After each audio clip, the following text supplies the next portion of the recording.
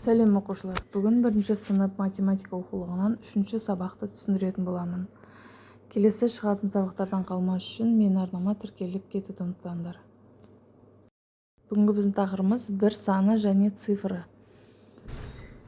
Бірінші есеп. Суретке қара, қай заттар бір-бірден екенін айт дейді.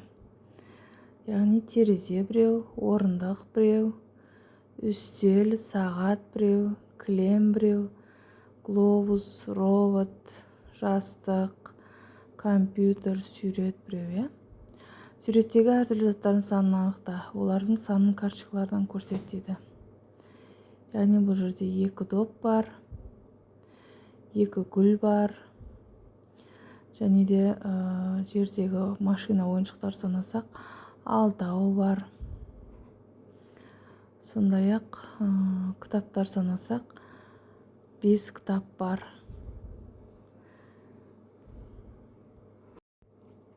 Екінші есеп. Қай заттар бір-бірден бейнеленген сырымға оқу құралдарын жинауға көмектес дейді.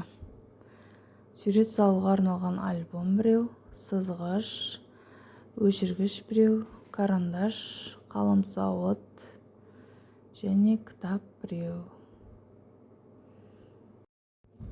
Үшінші есеп. Әр затты сана және олардың санын салыстыр дейді.